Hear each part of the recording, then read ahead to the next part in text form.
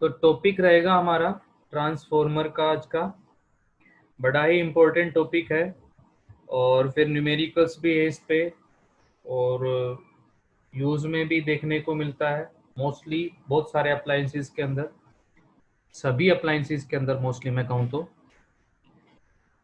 तो देखिए यहाँ पर ट्रांसफॉर्मर पूरा समझना है भी इसको, पहले थ्योरेटिकल है फिर थोड़ा बहुत मैथमेटिकल है, ज़्यादा मैथमेटिकल नहीं है इसमें, थ्योरी आप कंप्लीट लिखेंगे। अच्छा मुझे बताओ कल का एलसी ऑसिलेशन टॉपिक समझ में आ गया था ठीक से? Yes sir. Yes sir. चलिए ठीक है, स्टार्ट कर देते हैं भैया अभी। देखिए ट्रांसफॉर्मर, ठीक है, ये एक ट्रांसफॉर्मर ट्रांसफॉर्म कर रहा है ये एक फॉर्म से दूसरी फॉर्म में, तो यही है इसका मीनिंग ट्रांसफॉर्मर, और काम भी यही करता है। तो ये transformer is a electric device, हम लिखते हैं जब इसके बारे में, it is a electric device for converting and alternating current at low voltage. It is an electric device which is used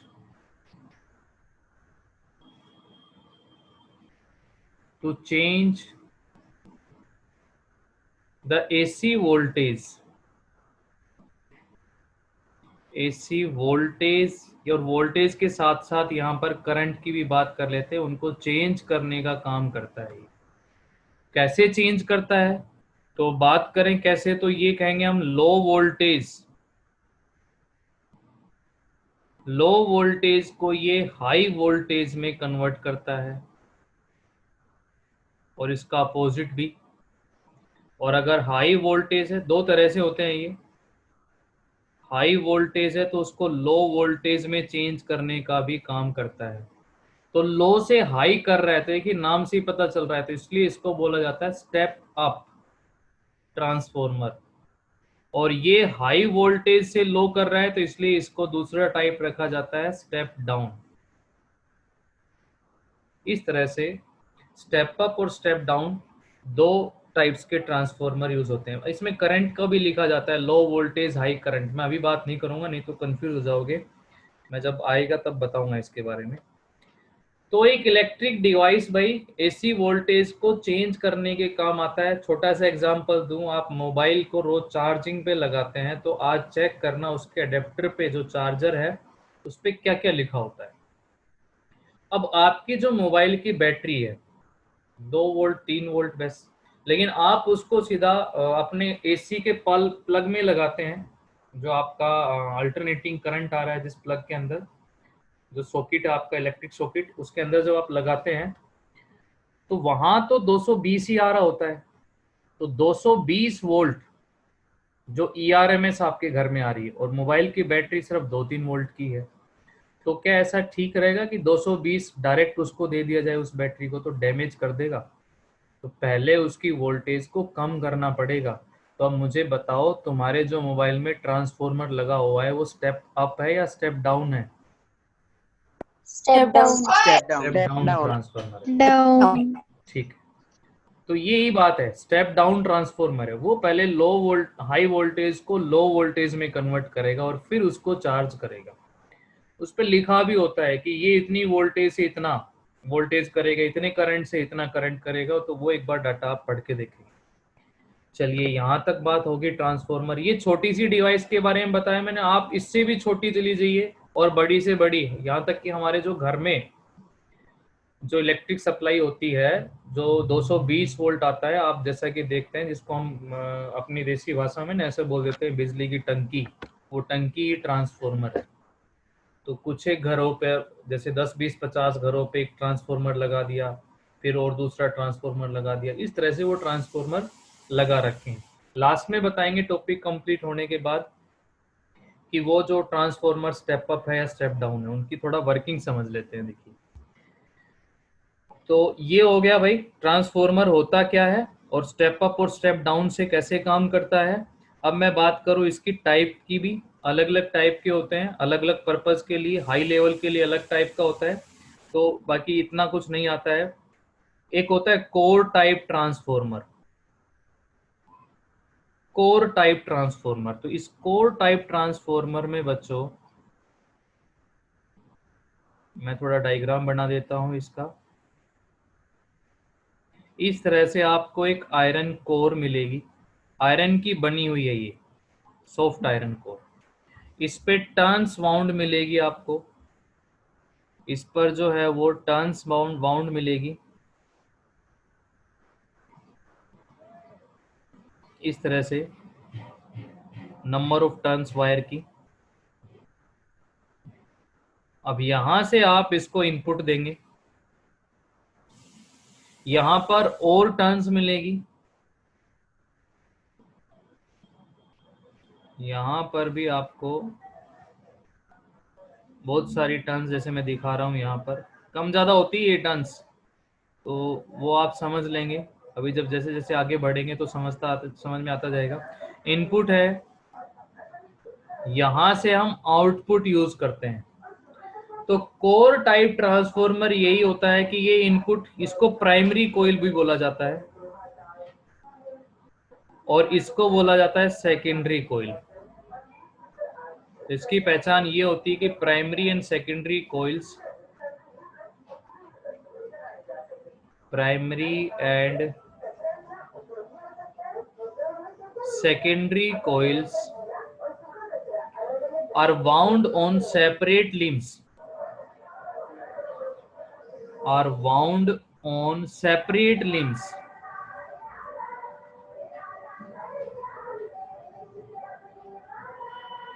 separate limbs, ये लिम्ब एक ये है और एक ये है सेकंड लिम्ब, इन दोनों अलग अलग लिम्ब के ऊपर प्राइमरी और सेकेंडरी कोइल्स वाउंड होती है। क्या काम होता है सर इन कोइल्स का? देखिए मेनली इन्हीं का काम होता है, और जैसे जैसे आप टॉपिक को पढ़ते जाएंगे तो पता चलता जाएगा कि कितनी इंपॉर्टेंस होती है इन कोइल की। तो इसको बोला जाता है कोर टाइप ट्रांसफॉर्मर। एक इससे ज्यादा सेंसिटिव और इससे अच्छा होता है भाई सेल टाइप ट्रांसफॉर्मर। एक होता है सेल टाइप ट्रांसफॉर्मर। तो सेल टाइप में आप क्या दिखाते हैं,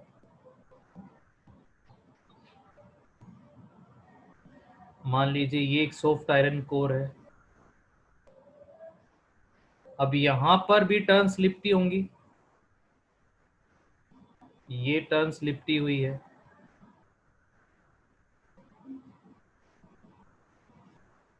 ये हमारी प्राइमरी हो गई है। आउटपुट लेने के लिए एक और यहां पर वाउंड है कोइल, इस तरह से वाउंड मिलेगी, ये हो जाएगी हमारी सेकेंडरी कोइल। तो अब आप क्या बता सकते हैं कि इसमें जो प्राइमरी और सेकेंडरी है वाउंड होने सेम लिम्ब, एक ही लिम्ब के ऊपर, ठीक है। तो यहां पर primary and secondary coils are wound on same limb, एक ही जगह पे ये जो है वाउंड होती है एक ही लिम्ब के ऊपर। ये ज्यादातर यूज किया जाता है आपका रेडियो हो गया, ठीक है, टीवी ट्रांसमीटर हो गया, एटसेट्रा, छोटे पर्पस के लिए। कभी भी ना आप देखना, आपको जैसे मैं बताऊं, एक वोल्टेज रेगुलेट करने के लिए स्टेबलाइजर होता है, और ये स्टेबलाइजर आप फ्रीज पे भी यूज करते हैं। पहले तो जो पुराने जो टीवी आते थे, आजकल तो एलईडी आ गया है, इनके अंदर ही इनबिल्ट ट्रांसफार्मर होता है, तो आप देखते भी कि कम से कम लाइट के ऊपर भी एलईडी हमारा अब चल जाता है। लेकिन पहले जो पुराने टीवी जो होते थे, पूछना अपने पेरेंट्स से, तो उनके टाइम में जो टीवी होते थे तो वहां पर वोल्टेज इतनी ठीक नहीं आती थी, फ्लक्चुएट आती थी, तो वो टीवी पर भी एक स्टेबलाइजर यूज करते थे। एसी जिसके घर में है वहां पर भी उसको वो यूज करता होगा एक स्टेबलाइजर, वोल्टेज जो फ्लक्चुएट होती है उसको कंट्रोल करने के लिए। कुछ ऑटोमेटिक होते हैं, स्टेप अप स्टेप डाउन दोनों का काम करते हैं। तो अगर आप उन स्टेबलाइजर को, उन वोल्टेज रेगुलेटर को अगर आप खोल के देखें तो उसमें आयरन की बहुत सारी स्ट्रिप्स का एक आपको ना एक बल्क सा, एक भारी सा, थोड़ा भारी होता है, आपको एक इस तरह का एक पैटर्न मिलेगा, एक आपको इस तरह का एक ऑब्जेक्ट मिलेगा जिसमें आयरन की बहुत सारी पत्तियां फिक्स होंगी और फिर उनपे कॉपर की कोयल वाउंड होंगी। तो आपको जो टीवी में या रेडियो में मिलेगा वो इस तरह का ट्रांसफॉर्मर मिलता है, ठीक है। और हम जो यूज करते हैं, जैसे जो बड़ा ट्रांसफॉर्मर जिसको कि मैं कह रहा हूँ एक बिजली की जो टंकी की बात कर रहा हूँ, तो उसमें ये कोर टाइप ट्रांसफॉर्मर अलग अलग लिंक के होते हैं, क्योंकि इनमें बहुत सारी टर्न्स माउंट करनी होती है और वो एक सेम सेम लिंक के ऊपर भी नहीं आ पाती है, तो इसलिए भी यूज करते हैं। तो मैंने जो आपको बताई है एक कोर टाइप और एक सेल टाइप ट्रांसफॉर्मर, इन दोनों के बीच में पहचान आपको क्लियर होनी चाहिए। फिर हम बात कर रहे हैं स्टेप अप और स्टेप डाउन ट्रांसफॉर्मर की। अब कभी भी जब कोई वोल्टेज या किसी भी आप एक इलेक्ट्रिक की दुकान पे जाएं और वो अगर मान लीजिए वोल्टेज रेगुलेटर स्टेबलाइजर को ठीक कर रहा हो या आपके पास ही कोई खराब हो, तो उसको अगर आप खोल के देखेंगे तो देखना ये ज्यादातर डिवाइस में, इवनली जो आपका मोबाइल का अडेप्टर है, आपका लैपटॉप का जो अडेप्टर है, उसको भी खोल के देखेंगे तो उसमें छोटा एक ट्रांसफॉर्मर लगा होता है। ये ज्यादातर हर जगह, मैंने जैसे स्टार्टिंग में बताया था, तो बहुत जगह यूज होता है ये ट्रांसफॉर्मर वोल्टेज को रेगुलेट करने के लिए। तो बच्चों ये थोड़ा सा इंट्रोडक्शन हो गया है हमारा ट्रांसफॉर्मर का, और ज़रूरी था ये, ताकि जब तक इसका यूज़ पता नहीं चले तब तक इंटरेस्ट नहीं आएगा इसके बारे में पढ़ने में। अब मैं बात करता हूँ इसके प्रिंसिपल की, किस प्रिंसिपल पे ये बेस्ड होता है। तो हम यहाँ पर कहते हैं it works on the principal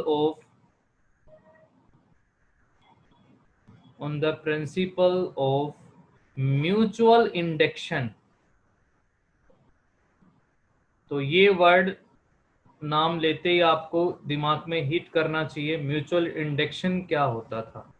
ये हमने इसके फर्स्ट पार्ट में EMI में पढ़ा था, और बहुत सिंपल सा है म्यूचुअल इंडक्शन, कि जब आप एक कोयल के अंदर फ्लक्स को चेंज करेंगे तो दूसरी जो इसकी नेबरिंग में रखी हुई कोयल है उसमें EMF इंड्यूस्ड हो जाएगी और गैल्वेनोमीटर डिफ्लेक्शन शो कर देगा, और अब दोनों मिलके अपोज करेंगे एक EMF को इंड्यूस करा के। यही होता था हमारा म्यूचुअल इंडक्शन। और म्यूचुअल इंडक्शन कम ज्यादा वो डिपेंड करेगा इसकी ओरिएंटेशन के ऊपर भी, कि फर्स्ट कोइल सेकंड कोइल एक दूसरे से कैसे रखी हुई है। यस, क्लियर है यहाँ तक? मुझे बताइए इसका इंट्रोडक्शन और इसका प्रिंसिपल, फिर हम इसकी वर्किंग के बारे में बात करते हैं। हाँ, बड़ी इंपॉर्टेंट डिवाइस पढ़ रहे हैं भाई, और बहुत ज्यादा यूज होती है। अब जब भी आपके सामने कोई भी किस तरह का खराब इलेक्ट्रिक इंस्ट्रूमेंट मिले तो उसमें जरूर चेक करना कि देखें इसमें ट्रांसफॉर्मर है या नहीं है। बहुत छोटा सा भी मिलता है, बड़े ट्रांसफॉर्मर भी मिलते हैं। एक लिंब के ऊपर आपको बहुत सारी टर्न्स वाउंड मिलेंगी, वो सॉफ्ट आयरन की जो कोर होती है उसको हम कोर बोलते हैं। तो चलिए अब हम इसका नेक्स्ट पॉइंट स्टडी करते हैं। हमारा नेक्स्ट पॉइंट हो जाएगा इसका भाई अब कंस्ट्रक्शन का। बहुत अच्छा सा डायग्राम बनाना होता है, ठीक है। तो अभी कंस्ट्रक्शन की बात करते हैं। मेरा डायग्राम कुछ ज़्यादा अच्छा नहीं बन पाएगा, बट तुम्हें बहुत अच्छा डायग्राम बनाना है। देखिए थोड़ा समझाता हूँ डायग्राम बनाने का भी। इसमें आप एक स्क्वायर बना लेना, हम आयरन कोर बना रहे हैं पहले। ये थोड़ा सा यहाँ पहले एक लाइन डालना, ये मिला दिए मैंने, इधर लेके आ जाओ और यहाँ थोड़ा सा पहले ख़त्म कर देना। इसी तरह से और एक दो इसमें दिखाओ स्ट्रिप्स जो आयरन की है। ये यहाँ से फिर मैंने स्टार्ट किया, ये मिला दिया, गैप बराबर रखना ताकि डायग्राम बहुत अच्छा लगे आपका। ये हो गया। आप और भी दिखा सकते हैं, इसमें एक और दिखा देता हूँ मैं, थोड़ा ठीक ही बन रहा है इसलिए मैं बढ़ा रहा हूँ, नहीं तो अब इसको खत्म भी कर देता। ये हो गया। तो इसमें लगना चाहिए कि जो आपकी आयरन की स्ट्रिप्स है ना वो एक दूसरे के आगे पीछे रखी हुई है, ऊपर नीचे नहीं है। और वो देखने के लिए ना थोड़ा और इसको 3D डायग्राम बनाने की कोशिश की जा रही है। ये लाइन यहाँ से और ये लाइन यहाँ से, इसके सामने से यहाँ से ये लाइन हो गई है और इसके सामने से ये लाइन हो गई है, इसके सामने से एक और जो लास्ट वाली है ये लाइन हो गई है, यहाँ से ये लाइन हो गई। हाँ अब थोड़ा सा लग रहा है कि हाँ सर ये आगे पीछे रखी हुई हैं कॉपर, ये आयरन की स्ट्रिप्स हैं, तो इसको बोला जाता है, हम लिखते हैं ये है लेमिनेटेड। एक वर्ड और लगा रहा हूं लेमिनेटेड, इसका भी फंक्शन बताऊंगा। Laminated soft iron core, soft iron core बोला जाता है इसको। अब इस पर भैया टर्न्स वाउंड है, तो वायर लपेटी हुई है इस पे इस तरह से, ये टर्न्स वाउंड है। यहां पर हम इनपुट दे रहे हैं और इनपुट हमारी एसी ही होती है, ये एसी पे ही वर्किंग करता है। बहुत सारे कंसेप्चुअल क्वेश्चन भी निकल के आते हैं कि एसी पे ही वर्किंग क्यों करता है, ये सब के क्वेश्चन मैं बताऊंगा, बस थोड़ा सा वेट करो, ठीक है, क्योंकि आप धीरे धीरे सीखोगे तो वो चीज़ आपको लॉन्ग टाइम तक याद भी रहेगी। यहाँ पर आउटपुट लेने के लिए दूसरी जो कोयल दिखाई है मैंने इस तरह से, ये बहुत सारी टर्न्स होती है और यहाँ पर हम लोड रेजिस्टेंस भी दिखा सकते हैं आउटपुट के लिए, लोड रेजिस्टेंस, या आप कोई डिवाइस भी लगा सकते हैं। तो बच्चों ये है सेकेंडरी कोयल और इधर थी प्राइमरी कोयल।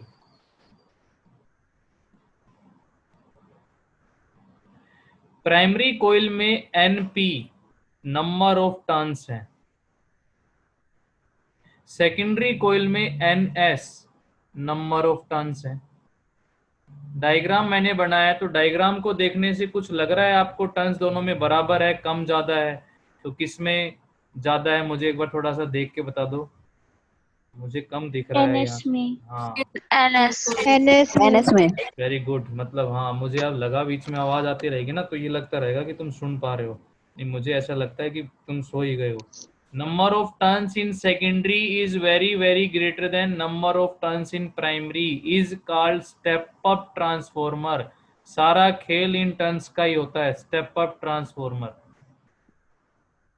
इसको बोल रहे हैं स्टेप अप ट्रांसफॉर्मर, जिसमें सेकेंडरी की टर्न्स प्राइमरी की टर्न्स से ज्यादा मिलेगी स्टेप अप। एग्जाम में कभी ये नहीं पूछा गया है कि स्टेप अप बनाओ स्टेप डाउन बनाओ, अगर पर्टिकुलर आ जाता है तो फिर आपने उसी के अकॉर्डिंग, अगर यहाँ पर स्टेप डाउन आ जाता तो प्राइमरी में टर्न्स ज्यादा रखनी है, सेकेंडरी में टर्न्स को कम रखना है, ये ध्यान में रखना है बस। और ज्यादा इसमें कुछ डायग्राम था नहीं, ये डायग्राम आप इसका बना सकते हैं। अब हम इसकी वर्किंग पे चलते हैं और थोड़ा थ्योरेटिकल बात करेंगे, फिर मैथमेटिकली।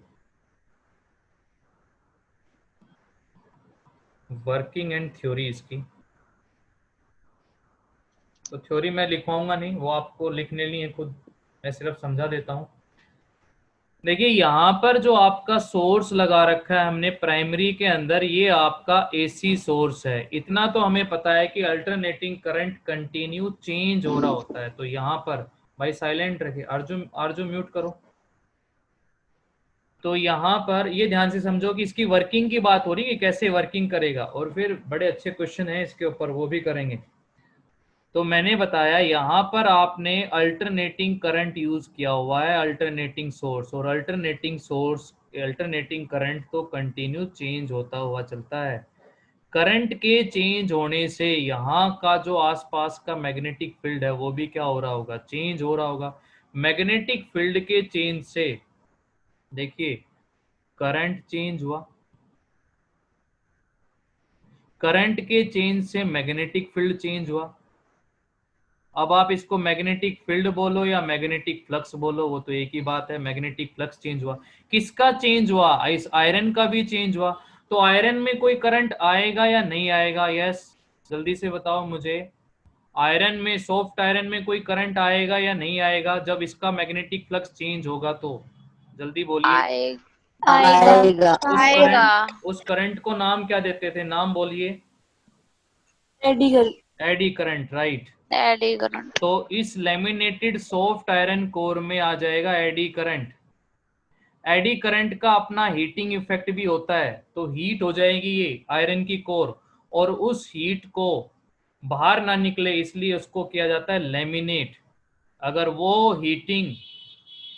हीट बाहर निकली तो इन जो ये वायर है, अच्छा ये जो वायर है इनके ऊपर ये कैसी वायर है, इसको बोलेंगे इंसुलेटेड कॉपर वायर। इंसुलेशन लगा हुआ है, इंसुलेटेड कॉपर वायर, इस पे इंसुलेशन लगा हुआ है, तो वो ओवर हीट होके इसके इंसुलेशन को डैमेज कर सकती है, और इंसुलेशन डैमेज हो गया ना भाई, तो सीधा ये हो जाएगा कि इस कोयल का प्राइमरी का सेकेंडरी से सीधा का सीधा कांटेक्ट हो जाएगा, फिर ये करंट सीधा उस पे ही चला जाएगा, और ऐसा नहीं करना है हमें। इसलिए एक क्वेश्चन पूछा जाता है, कंसेप्चुअल क्वेश्चन, की सॉफ्ट आयरन कोर को ट्रांसफॉर्मर में लेमिनेट क्यों किया जाता है, तो आपका आंसर होगा इसलिए लेमिनेट किया जाता है कि वो एडी करंट के हीटिंग इफेक्ट को मिनिमाइज कर दे, उसको खत्म कर दे, कम से कम कर रखे उसको, और ओवर हीट की वजह से जो कोयल यूज की हुई है हमने प्राइमरी और सेकेंडरी, इसके ऊपर का इंसुलेशन डैमेज ना हो। कभी भी आप ना, कभी कोई मोटर वाइंडिंग कर रहा हो तो उसकी शॉप के ऊपर थोड़ा देखना कि वो क्या करता है। जो कॉपर वायर उसके पास होती है ना, वो तो सर उस पे तो कुछ रबड़ या प्लास्टिक हम देखते ही नहीं है, वो तो हमारे को रेड रेड कलर की कॉपर वायर ही दिखती है, बच्चों उस पर केमिकल लगा हुआ है इंसुलेशन का, और जब कनेक्शन करना पड़ता है तो वो जो इलेक्ट्रीशियन है वो उसके ऊपर के इंसुलेशन को थोड़ा रब करके घिसता है, कनेक्शन जहाँ करना होता है तो वो इसके इंसुलेशन को हटाता है। तो मैंने बताया यहाँ पर प्राइमरी और सेकेंडरी कोयल जो हमने वाउंड कर रखी है, इंसुलेटेड कॉपर वायर है, ऊपर इंसुलेशन लगा हुआ है, और आयरन कोर को इसलिए लेमिनेट किया जाता है कि एडी करंट का हीटिंग इफेक्ट उसके इंसुलेशन को डैमेज ना करे। तो हीटिंग इफेक्ट को मिनिमाइज करने के लिए आयरन कोर को लेमिनेट किया जाता है, क्योंकि आयरन कोर में भी एडी करंट आ रहा है, क्योंकि उसका भी मैग्नेटिक फ्लक्स चेंज हो रहा है। यस, क्लियर है इतनी मेरी बात आप लोगों को?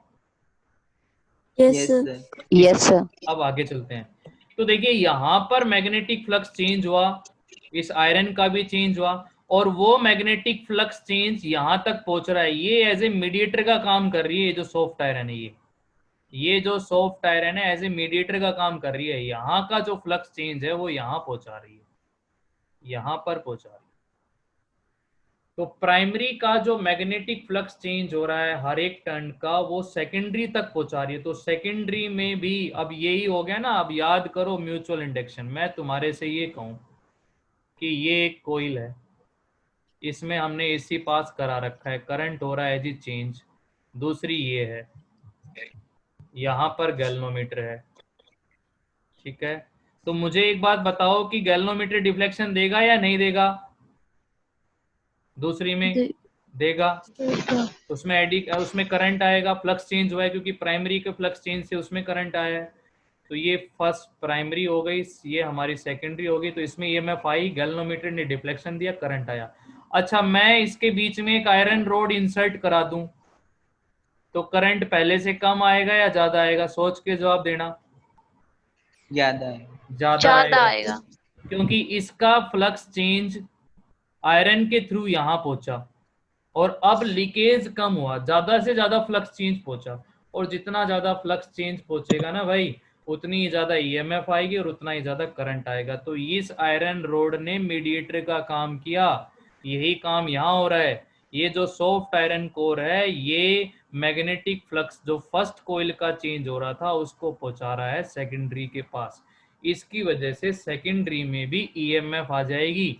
कितनी ईएमएफ आ जाएगी? मान लो ईएस, प्राइमरी में ईएमएफ आई मान लीजिए ईपी, तो इस तरह से ईएमएफ इंड्यूस हो जाएगी सेकेंडरी में भी, और हमारे को आउटपुट मिल जाएगी। तो थ्योरी में आपने यही लिखना है कि जब प्राइमरी कोइल में अल्टरनेटिंग करंट पास होगा, अल्टरनेटिंग करंट चेंज होता है तो मैग्नेटिक फ्लक्स चेंज होगा। प्राइमरी का मैग्नेटिक फ्लक्स चेंज सेकेंडरी तक पहुंच रहा है थ्रू सॉफ्ट आयरन कोर, जिसकी वजह से सेकेंडरी में भी ईएमएफ इंड्यूस्ड हो जाएगी। यस, इतना क्लियर है? तो आगे चलते हैं। आप देखिए यहाँ पर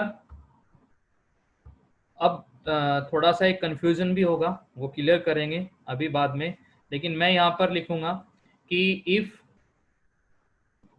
और सेशन आउट का मैसेज आ गया है भाई, दोबारा से ज्वाइन कर लेंगे। टॉपिक आज हमने पूरा करना ही करना है।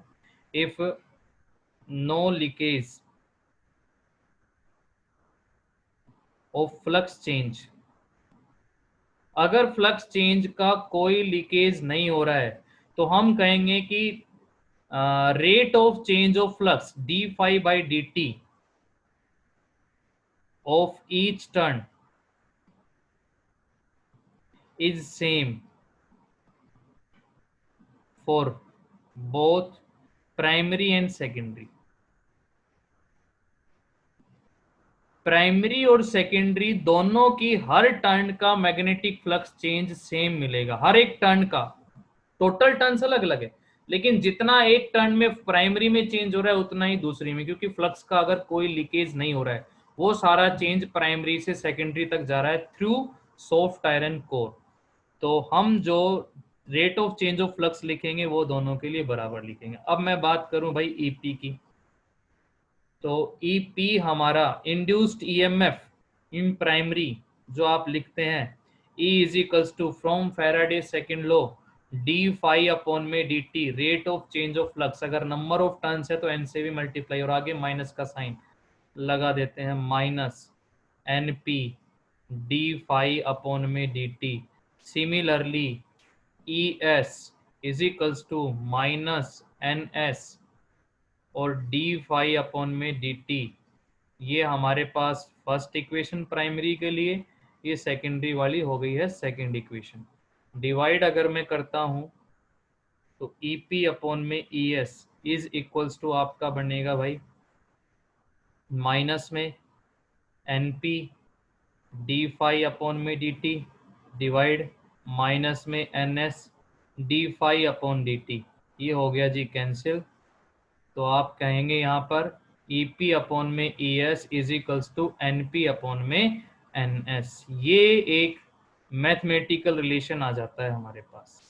अब देखिए इससे क्या बनेगा।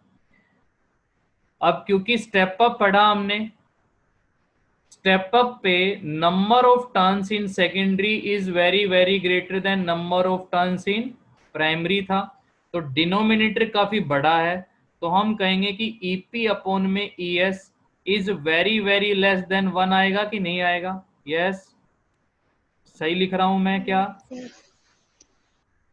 Yes sir. हाँ, Yes, Yes. sir. यस तो यही है, क्योंकि यहाँ पर टर्न सेकेंडरी में काफी ज्यादा थी, तो ये रेशियो वेरी लेस देन 1, तो हम कहेंगे EP is very very less than ES. तो ईएमएफ हमें बढ़ के मिली, प्राइमरी में जो ईएमएफ थी उससे काफी बड़ी मिली हमें। जितनी ज्यादा टर्न्स होंगी उतनी ही ज्यादा और वोल्टेज मिलेगी हमारे को, तो इसलिए हमने कहा कि इसने लो वोल्टेज को किसमें कन्वर्ट कर दिया? हाई वोल्टेज में। ये है स्टेप अप ट्रांसफॉर्मर, सारा खेल इन टर्न्स का ही होता है। अब हमारे ना इसमें कुछ क्वेश्चन रह गए सर, कुछ डाउट रह गए हैं, वो आपने एक भी ना तो पूछे और ना कुछ क्लियर किए। अब मैं कर देता हूँ उनको एक एक करके। देखिए भाई, यहाँ पर जो आपने अप्लाई की थी ना ईएमएफ, वो आपकी जैसे ये थी ईपी प्राइमरी, और उससे हमें आउटपुट मिली सेकेंडरी जो बढ़ के मिली। अब क्वेश्चन ये आया कि सर इसमें सेल्फ इंडक्शन भी तो होती है कोइल में, कि कोइल में जब आप एसी पास करेंगे उसका खुद का करंट चेंज हो रहा है, तो खुद में भी तो ईएमएफ होती है ड्यू टू सेल्फ इंडक्शन। बोलो होती है या नहीं होती है खुद की सेल्फ इंडक्शन उसकी? Yes, sir. Yes yes sir. उसका तो आपने कहीं पर यूज ही नहीं किया है, या ना तो आपने कहीं पे नाम ही लिया है। तो देखिए हम बात करते हैं अब उसकी। तो भैया रिजल्टेंट ईएमएफ हो गई क्या हमारी, ये देखते हैं, एक सेकंड। देखिए रिजल्टेंट ईएमएफ क्या लिखेंगे भाई? साइलेंट रखो, म्यूट रखो, एकता बोलो मत, जवाब देके तुरंत फिर म्यूट कर लिया करो। रिजल्टेंट ईएमएफ क्या आएगी? देखिए अप्लाई की थी आपने ईपी, इसने इंड्यूस कर दी वापिस, मान लो ई डैश, तो रिजल्टेंट ईएमएफ क्या आ जाएगी आपकी? ईपी माइनस ई डैश आएगी या नहीं आएगी? ठीक है जी, ये आ गई Yes, है। sir.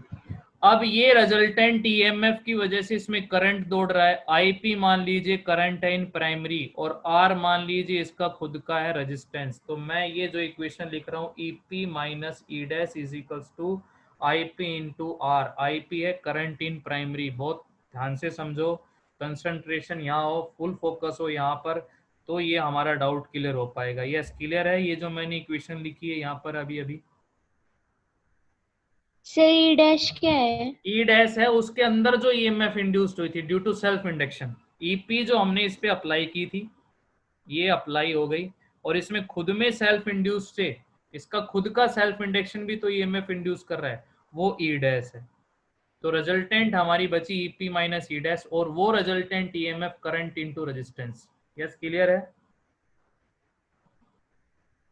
Yes sir. हाँ अब आगे देखो, ये जो टर्न्स है इसमें बहुत कम है, number of turns in primary comparable to secondary very very very less than secondary, बहुत कम है। तो टर्न्स कम है तो लेंथ भी कम मिलेगी, लेंथ कम मिलेगी तो कॉपर का रेजिस्टेंस तो सर वैसे ही बहुत कम होता है, तो बहुत कम आपका कॉपर रेजिस्टेंस होगा। और आपने ईएमएफ बहुत कम अप्लाई कर रखी है, लो से तभी तो हाई बन रहा है, वोल्टेज कम है, ठीक है। और यहाँ पर हम कह रहे हैं कि रेजिस्टेंस भी बहुत ही कम है, ठीक है। तो ये वाली पूरी टर्म इग्नोर कर दी जाएगी, इसको आर को अप्रोक्सीमेटली 0 कह के, और ये पूरी टर्म अप्रोक्सीमेटली 0 बन जाएगी। तब हम कहेंगे कि EP is equals to E dash. तो जो उसमें ईएमएफ इंड्यूस हो रही उतनी ही उस पर अप्लाई कर रखी थी, तो एक तरह से अप्लाई का ही हमें बढ़ के मिला है। मैंने कहा कि नंबर ऑफ टर्न्स बहुत कम है, लेंथ बहुत छोटी है इसकी, जिसकी वजह से इसका कोई हाई रेजिस्टेंस नहीं है, इसके रेजिस्टेंस को इग्नोर कर दिया, और due to low voltage current भी बहुत कम है, ठीक है, तो वो भी इग्नोर कर दिया। तो हम कहेंगे कि जितनी ईएमएफ आपने अप्लाई की उसने उतनी ही इंड्यूस कर दी, सेल्फ इंडक्शन। तो अप्लाई और इंड्यूस होना वो दोनों बराबर है, और उस ईपी का बढ़ा के दिया है फिर ईएस जो हमें सेकेंडरी को मिला है। तो इसलिए यहाँ पर हम ये कह रहे हैं कि अब जो ईएमएफ आई सेकेंडरी के अंदर वो very very greater than primary EMF आई। तो लो वोल्टेज को उसने कन्वर्ट कर दिया हाई वोल्टेज में। अगर आपको और हाई चाहिए तो इसको और ज्यादा बढ़ाना पड़ेगा, सेकेंडरी टर्न्स को कंपेरेबल टू प्राइमरी काफी ज्यादा लेना पड़ेगा। भाई बताओ मुझे ये यहाँ तक समझ में आया हो तो फिर मैं आगे करूँ इस पे बात, और इतना क्लियर है आपको? तो जो एक मन में सर छोटा सा डाउट आ रहा था कि प्राइमरी में जब करंट चेंज हो रहा है तो उसमें खुद में भी तो सेल्फ इंडक्शन होनी चाहिए, तो वो हमने शो करके यहाँ पर दिखा दी है, और दोनों ईएमएफ बराबर ही होगी। अब हम और बात करते हैं, अभी तो बहुत सारे कंफ्यूजन करने हैं क्लियर, इतना करने के बाद ठीक है अब हम बात करते हैं कि if there is no loss of power, अगर यहाँ पर पावर का भी कोई लॉस नहीं हो रहा है तो बच्चों लिखा जाएगा इनपुट पावर बराबर होगी आउटपुट पावर के, दोनों पावर को बराबर रखेंगे। पावर होती है सर V इंटू आई, कोई दिक्कत नहीं है, तो इनपुट पावर हो जाएगी sir EP IP, current in primary, ये हो जाएगा ES IS, दोनों को बराबर रख दिया। अब अगर मैं यहाँ पर बात करूं EP अपॉन में ES इज इक्वल्स टू आ जाएगा IS अपॉन में IP। बात हो रही है सर स्टेप अप की, स्टेप अप में कौन ज्यादा है? ES काफी बड़ा है किससे? EP से। डिवाइड करने वाला डिनोमिनेटर काफी बड़ा है, डिवाइड करने वाला डिनोमिनेटर काफी बड़ा है, तो IS अपॉन में IP का रेशियो बता दो फट जल्दी से, क्या लिखूं मैं? IS अपॉन में IP is very very less than 1, तो IS is very very less than IP। क्या देखा तुमने? ES तो बढ़ गई बट IS क्या हो गया है? कम हो गया है। सर ये तो क्या करवा दिया, ये सब तो उल्टा पुल्टा हो गया, जब ES बढ़नी थी तो IS भी तो बढ़ना था, जब वोल्टेज बढ़ती है तो करंट भी तो बढ़ता है, ओम्स लॉ ही फेल कर दिया आपने। तो बोलो भाई सही है कि गलत है? ये क्वेश्चन बनेगा कि नहीं बनेगा यहाँ पर? बनेगा सर। देखो अब समझना, सर। अब इसका आंसर क्या देना है, तो वो आंसर भी तो देना है, क्वेश्चन तो बना दिया मैंने, इसका आंसर क्या बनेगा देखिए। अब भाई क्या था, मैं एक बार फिर से रिपीट कर देता हूं कि स्टेप अप के अंदर, स्टेप अप में वोल्टेज हमारे को ईएमएफ बढ़ के मिली लेकिन करंट तो भाई हम एक बार फिर से कनेक्ट हो जाते हैं।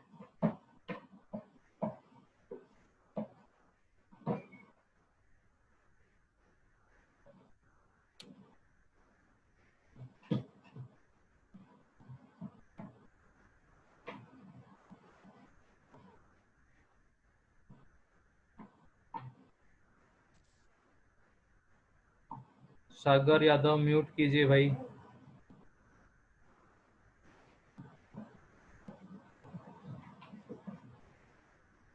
सागर यादव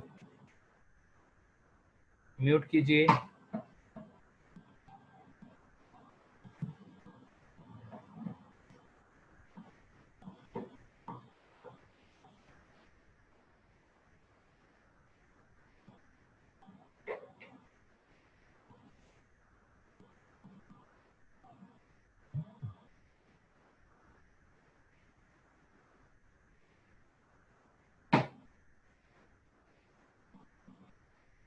तो चलिए एक बार फिर से अपने टॉपिक पे आ जाते हैं, कंटिन्यू।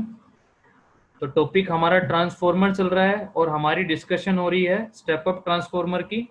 और स्टेप अप ट्रांसफॉर्मर में हमें इतना समझ में आ गया है कि ये लो वोल्टेज को हाई वोल्टेज में कन्वर्ट कर देगा, और काफी हाई लेनी है तो आप टर्न्स को बढ़ा देंगे सेकेंडरी को। अब यहाँ पर क्वेश्चन आ रहा है हमारा कि सर अगर सेकेंडरी ईएमएफ बढ़ी है तो करंट भी तो बढ़ना चाहिए था, बट ये तो बढ़ गई है, ये कम हो गई है, तो इसका रीजन हम क्या दें? चलो सोच के बताओ कि करंट कैसे क्यों कम हुआ होगा। यहाँ पर आप वोल्टेज बढ़ाते करंट बढ़ता है। लो eddy current conservation of energy की वजह से। लो कंजर्वेशन ऑफ एनर्जी। और प्रिया कह रही है एडी करंट। प्रिया तेरे तो है ना पिटाई करनी पड़ेगी। अब कैसे बिट्टू यहाँ से भी एडी करंट कहाँ किस में होता है? बल्क पीस में होता है। ये वायर की बात हो रही है। तो पागल हो गई है, ज्यादा पढ़ने लग गई। जो एडी करंट आता है वो बल्क पीस ऑफ मेटल जैसे हो गया, और यहाँ पर वायर की बात हो रही है। वायर में करंट आ रहा है, वायर में तो कंडक्शन करंट ही होता है। तो कंडक्शन करंट कम क्यों आ रहा है भाई? मेरा क्वेश्चन ये है, जवाब दीजिए मुझे, जिससे कि मुझे फुल सेटिस्फिकेशन मिल जाए। हम तो सर ये पढ़ के आए हैं कि वोल्टेज बढ़ती है तो करंट भी बढ़ता है, वोल्टेज बढ़ती है तो करंट भी बढ़ता है, V is equals to I R से। अच्छा मुझे ये बताओ, वोल्टेज बढ़े और करंट बढ़े तो आर क्या होना चाहिए? आर बोलो। Constant constant. कांस्टेंट यहाँ पर आर कांस्टेंट था क्या सेकेंडरी में? तुम्हारे से जवाब निकलवाना है मुझे। यहाँ पर आर क्या कांस्टेंट था सेकेंडरी में? ये प्राइमरी थी, ये P हो गया, ये सेकेंडरी थी। तो क्या यहाँ पर आपका जो रेजिस्टेंस था वो कांस्टेंट है? मतलब मैं कंपेयर करूं प्राइमरी के जितना ही रेजिस्टेंस है, कम है या ज्यादा है? कम देखो ज्यादा ज्यादा रेजिस्टेंस, है ज्यादा ज्यादा है। रेजिस्टेंस। मैं अब जवाब देता हूं, देखो एक बार मैं म्यूट कर दूं सबको। अब सुनिएगा ध्यान से। यहां पर सेकेंडरी में नंबर ऑफ टर्न्स बढ़ी, सेकेंडरी में number of turns in secondary is very very greater then number of turns in primary. Number of turns बढ़ने से बढ़ी भैया लेंथ, वायर की लेंथ भी तो बढ़ेगी, और लेंथ बढ़ी तो क्या बढ़ा? उसका रेजिस्टेंस। और रेजिस्टेंस बढ़ गया तो करंट क्या आ गया यहाँ पर? कम। इसलिए यहाँ पर ज्यादा वोल्टेज पे हम कह रहे हैं कि करंट क्या आ रहा है? कम आ रहा है, क्योंकि यहाँ पर नंबर ऑफ टर्न्स ज्यादा है, इसलिए लेंथ भी ज्यादा है। इसलिए सेकेंडरी वोल्टेज तो बढ़ गई है, और हम पढ़ के आए हैं potential difference is directly proportional to length in potentiometer. Length बढ़ गई, पोटेंशियल डिफरेंस बढ़ गया है, बट यहाँ पर करंट कम हो गया क्योंकि लेंथ बढ़ने से रेजिस्टेंस भी बढ़ा है, या comparable to primary.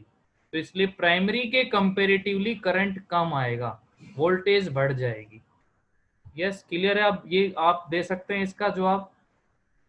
Yes sir ठीक है, अब सुनो मेरी बात। फिर सर करंट कम हो गया तो फिर क्या करेंगे इस करंट कम का? करंट तो हमें ज्यादा चाहिए था। नहीं भाई, अब क्या है कि यहाँ पर तो हमारा पावर स्टेशन हो गया, ये जी पावर स्टेशन हो गया। जहाँ पर मतलब इलेक्ट्रिसिटी बनाई जा रही, एक तरह से प्रोड्यूस की जा रही है, और यहाँ पर हम रह रहे हैं। टाउन हो गया ये। अब बीच में कुछ सब स्टेशन भी लगाए जाते हैं चेंजमेंट करने के लिए। चलिए अभी मैं इतना कॉम्प्लिकेटेड डायग्राम बना के ना सिंपल से डायग्राम से पूछूं, और हमारा टाउन ना जहाँ पावर स्टेशन है वहां से लगभग 100 किलोमीटर पड़ता है भाई, ऐसे मान लो 100 किलोमीटर तक पड़ता है।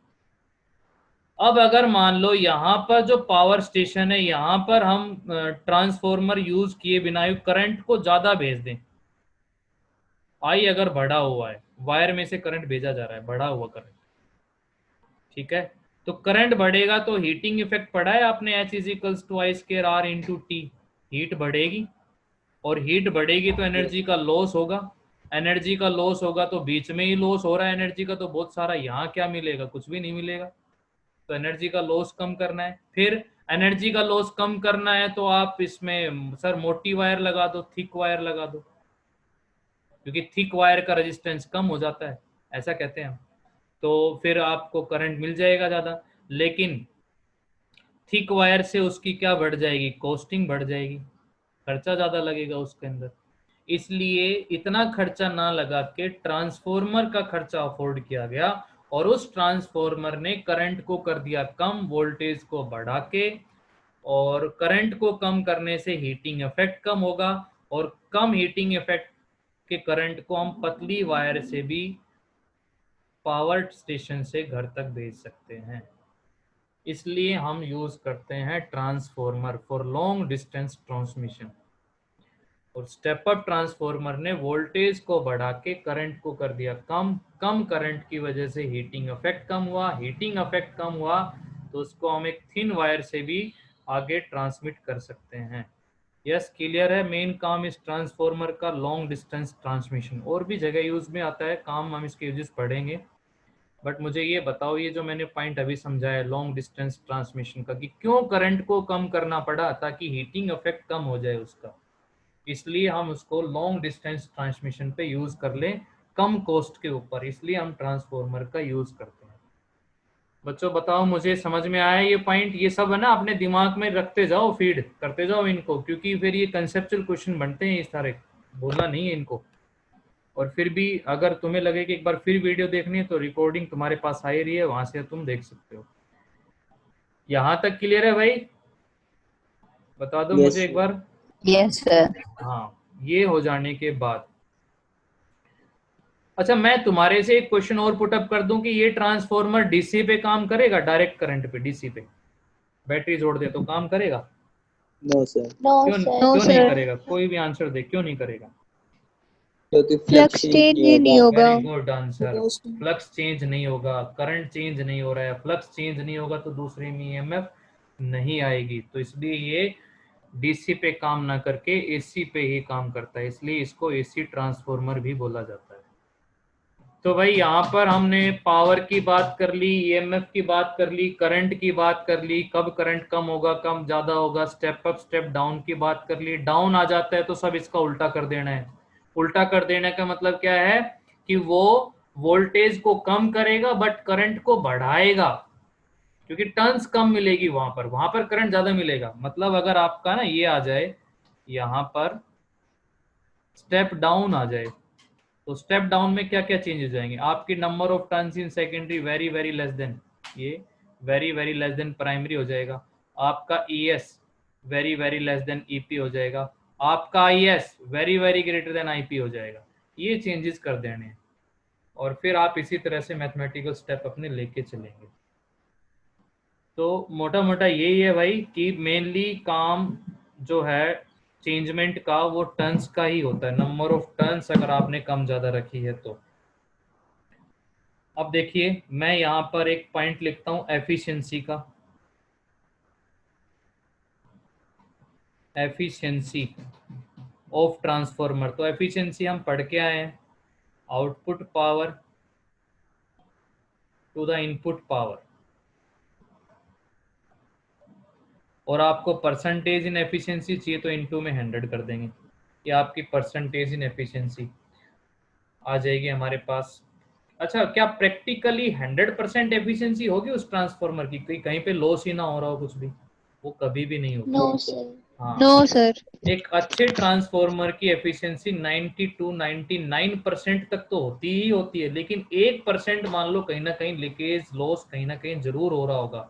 कॉपर वायर है, उसका खुद का भी रेजिस्टेंस होता है, तो एनर्जी का लॉस वहां भी होता है। तो हम उन कुछ एनर्जी लॉसेस की ही बात करने वाले हैं बच्चों। ट्रांसफॉर्मर अभी हमारा पूरा नहीं हुआ है, अब हम बात करेंगे इस पे एनर्जी लॉस की। तो कहाँ कहाँ एनर्जी लॉस होता है, तो उन लॉस की बात करेंगे। सर नोट्स थोड़ा जल्दी देना, थैंक्स। नमस्कार सर। ओके, नमस्कार भाई, भेज देंगे। उसके बाद देखो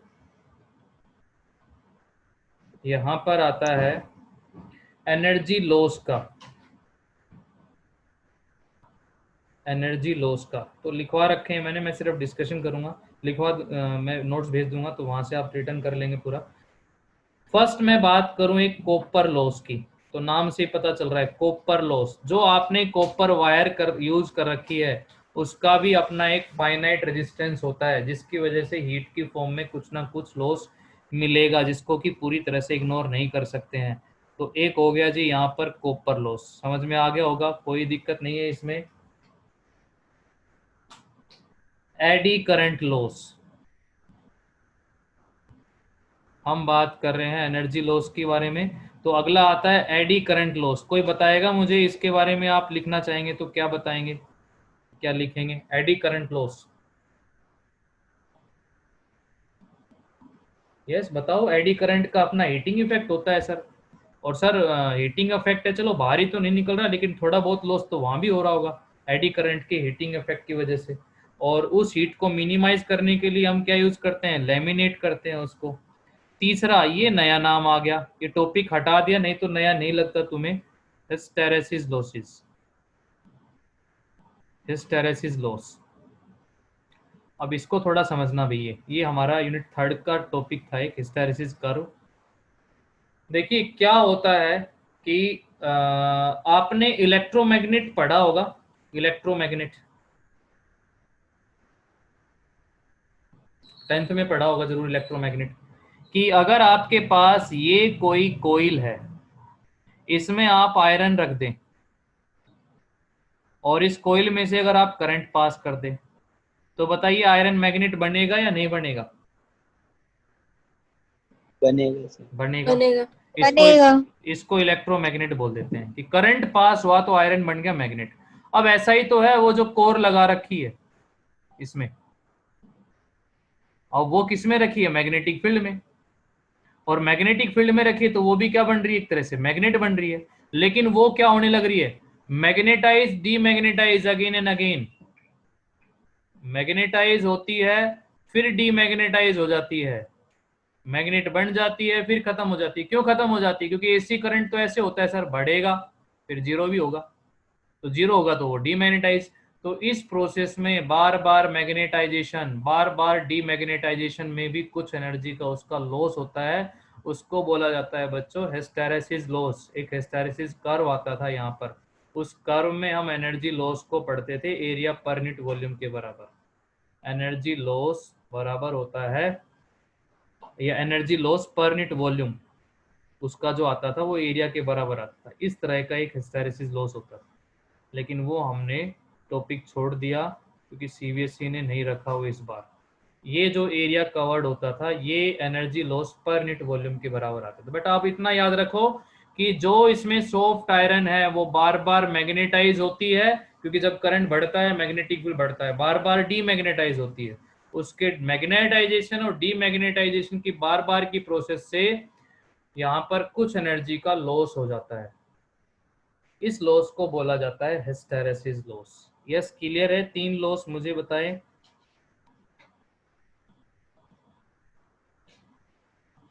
यस या नो में बता दो भाई।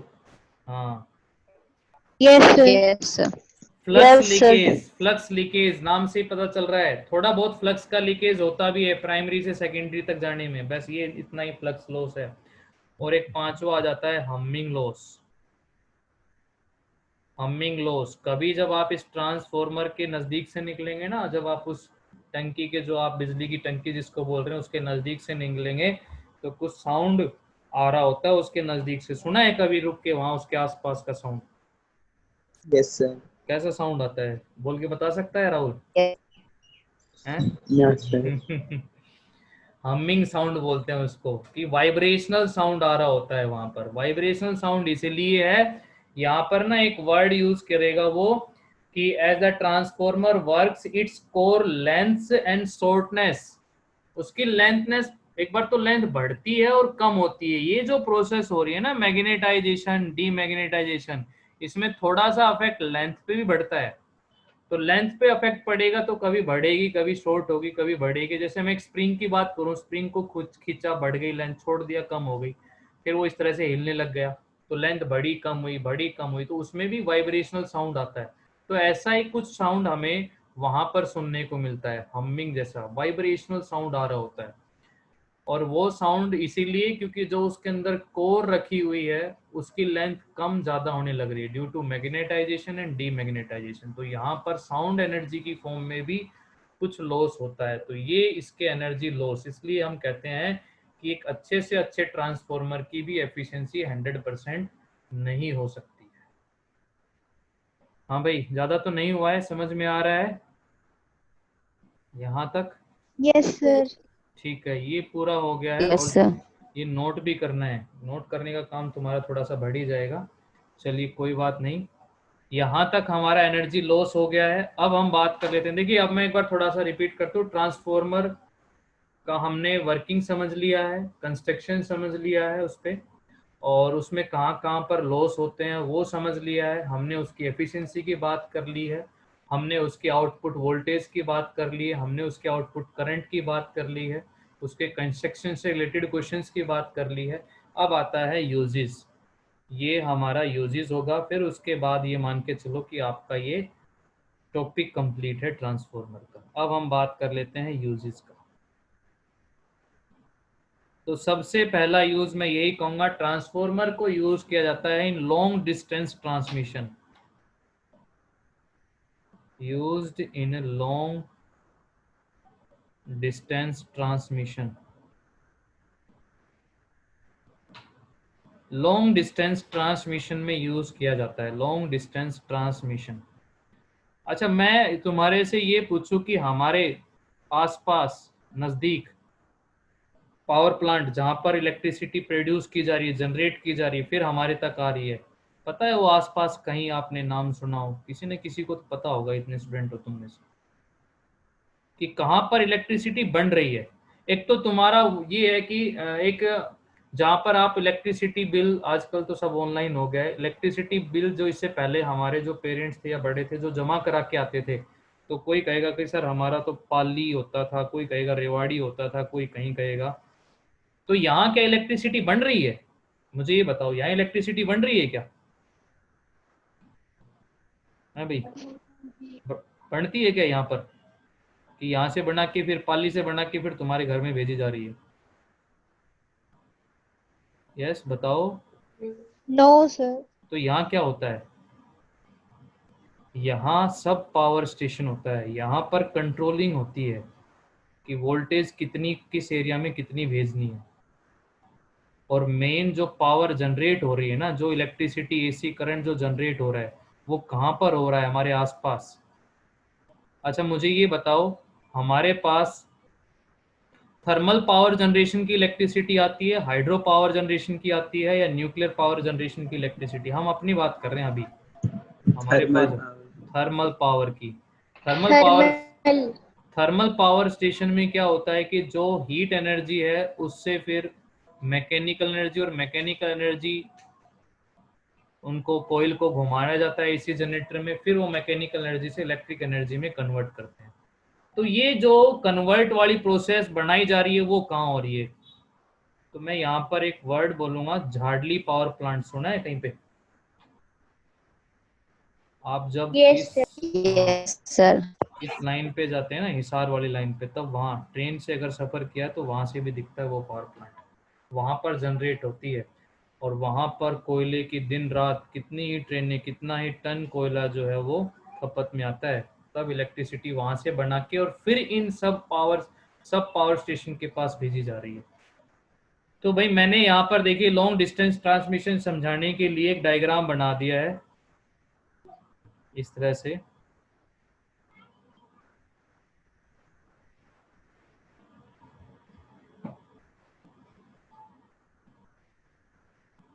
ये एक डायग्राम बना दिया है।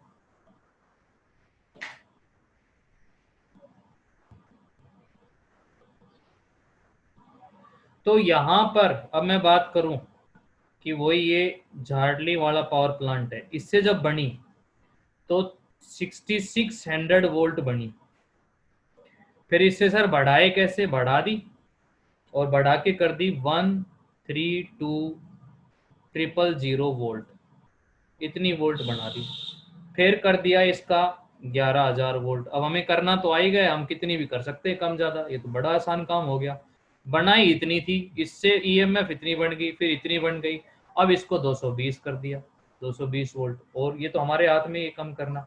बोलो कौन से टाइप का ट्रांसफॉर्मर है, स्टेप अप या स्टेप डाउन? पहला step down. Setup. Step up. अरे वैल्यू तो देख लो भाई, 6600 है और ये इतनी है, तो स्टेप अप हो गया। ये वोल्टेज बढ़ा रहा है। ये 1,32,000 वोल्ट के को 11,000 वोल्ट में कन्वर्ट करना है। बोलो स्टेप अप या step down? Step down. Step down. Step down. Step down. तुमने सुना होगा कि 11,000 वोल्ट की लाइन जा रही है, यहाँ से इससे दूर रहना, तो वो 11,000 की वोल्ट इंडस्ट्री के अंदर इनमें यूज होती है, वो ट्रांसफॉर्मर लगा के चेंजमेंट किया जाता है।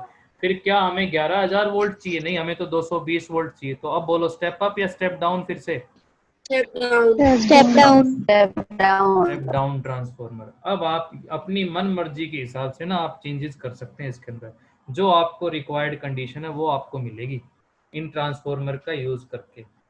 तो इस तरह से हम कह सकते हैं कि जिसको भी जो रिक्वायरमेंट है वो पूरी की जाती है, अलग अलग जगह पे अलग अलग कंडीशन के अकॉर्डिंग ट्रांसफॉर्मर यूज करके स्टेप अप यूज करना है या स्टेप डाउन यूज करना है।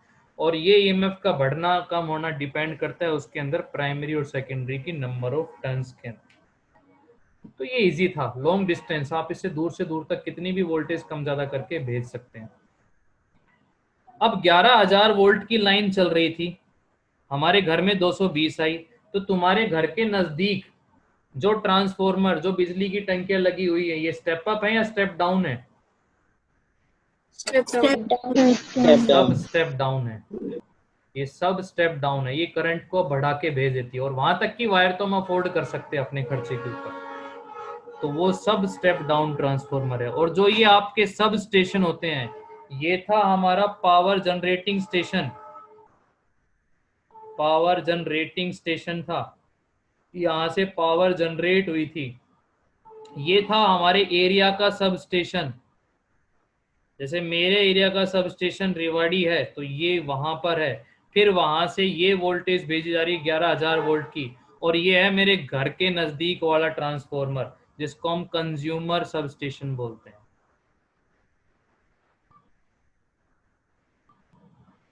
तो इस तरह से भैया आप ट्रांसफॉर्मर का यूज करके और फिर आप इलेक्ट्रिसिटी, ईएमएफ या वोल्टेज, अब यही ये होता है। अब छोटे ट्रांसफॉर्मर, कोर टाइप ट्रांसफॉर्मर, आपके सेल टाइप ट्रांसफॉर्मर आपके डिवाइसेस में मिलेंगे।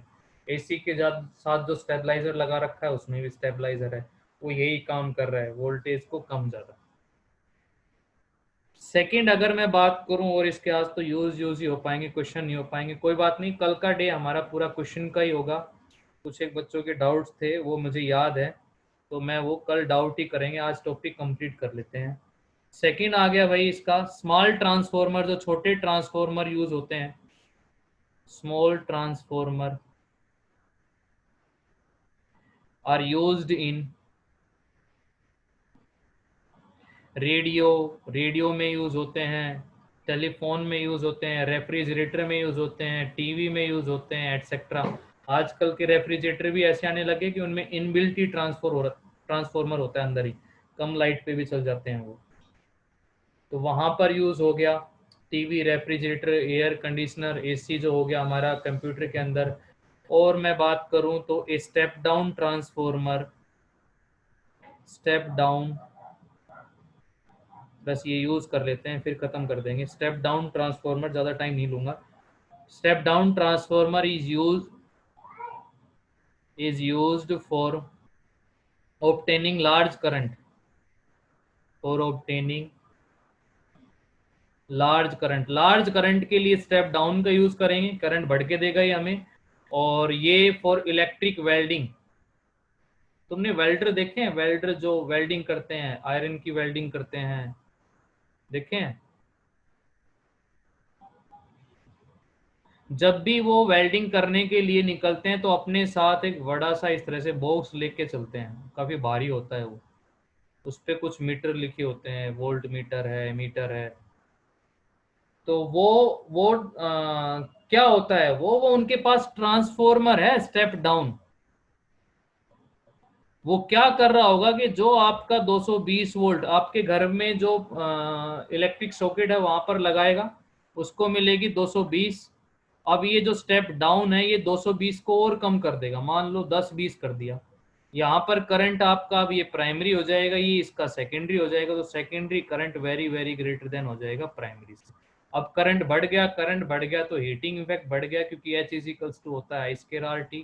करंट बढ़ने से हीट बढ़ा, इस हाई हीटिंग इफेक्ट की वजह से वो वेल्डिंग कर पाता है आयरन आयरन के बीच में। यह आया समझ में? उसके पास जो होता है वो कौन सा ट्रांसफॉर्मर होता है? स्टेप डाउन ट्रांसफॉर्मर होता है। वो स्टेप डाउन ट्रांसफॉर्मर जो वोल्टेज आपके घर में 220 आ रही थी, उसने उसको और कम कर दिया और करंट को बढ़ा लिया। करंट के बढ़ाने से हीटिंग इफेक्ट बढ़ गया। तो वो हमेशा जो वेल्डर होते हैं उनके पास एक ट्रांसफॉर्मर होता है, जहां भी वेल्डिंग करना होता है वो इनको साथ लेके चलते हैं।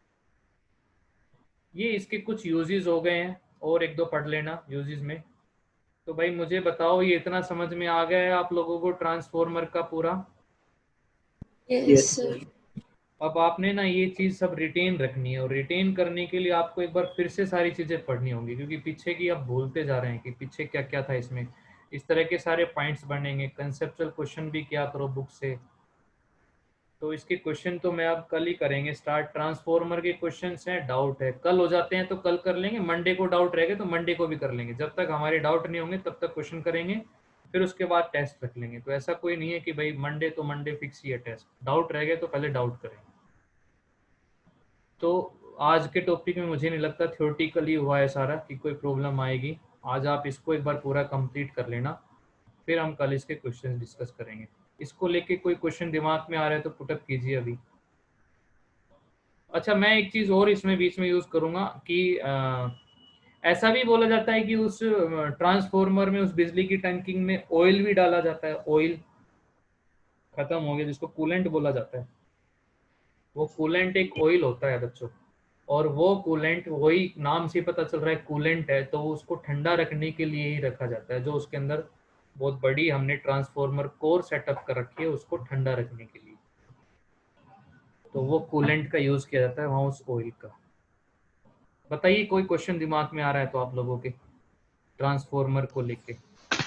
सर इसमें law of conservation of energy use होता है? हाँ, लॉ ऑफ कंजर्वेशन एनर्जी तो हर जगह यूज होगा, हर जगह ही ओबे होगा। तो हम ये भी बोल देते हैं, राहुल ने ऐसा आंसर भी बोला था, law of conservation of energy obey करता है। हम ऐसा भी बोल देते हैं कि जो वो करंट कम हुआ ना, वो ईएमएफ की टर्म्स में चला गया। क्योंकि करंट कब बना था? जब ईएमएफ अप्लाई की थी, पोटेंशियल डिफरेंस अप्लाई किया था। तो जहां पर करंट कम हुआ आई एस स्टेप अप के अंदर, ईएमएफ बढ़ गई, तो हम ये कह सकते हैं यहाँ पर उसमें कन्वर्ट हो गया एक तरह से।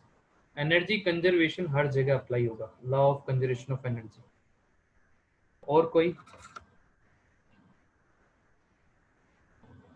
और कोई अपना क्वेश्चन पुट अप कर सकता है भाई? और नहीं है तो इसको टॉपिक को पूरा जरूर पढ़ लेना, और रिटर्न थोड़ा सा ज्यादा हो जाएगा आज, वो रिटर्न भी पूरा कर लेना है। तो ये मान के चलो ऑलमोस्ट हमारी ये यूनिट कंप्लीट हो गई है। फर्स्ट सेकंड थर्ड फोर्थ जिसने कंप्लीट कर लेना वो समझो कि अच्छी स्कोरिंग पे जाएगा ही जाएगा, जिसको आपने अच्छे से तैयार किया है तो। और एक बड़ी यूनिट इसमें मैंने पहले ही बताया, ऑप्टिक्स बच गई है, बाकी सब थोड़ा थोड़ा काम बचा है। तो इस तरह से भी हमारी अगर क्लास चलती रही तो टाइमली हमारा सिलेबस हो जाएगा, और फिर काफ़ी टाइम बचेगा हमारे पास रिवीजन के लिए। ऐसा मत सोचो कि अभी हमारे पास सर ये क्वेश्चन छूट रहे हैं, ये छूट रहे हैं, वो सारे कवर करने हैं, वो सभी कवर करने हैं रिवीजन के अंदर। लेकिन एक बार तुम्हारा ये है कि मुझे ये लग जाए कि हाँ कॉन्फिडेंस आ रहा है हमारा इस सब्जेक्ट के ऊपर, उसके बाद फिर हम टिपिकल क्वेश्चंस पे जाएंगे। तो ठीक है भाई, अब कर देते हैं आज की क्लास को कंप्लीट। कल मिलेंगे, इस टॉपिक को पढ़ के आना है।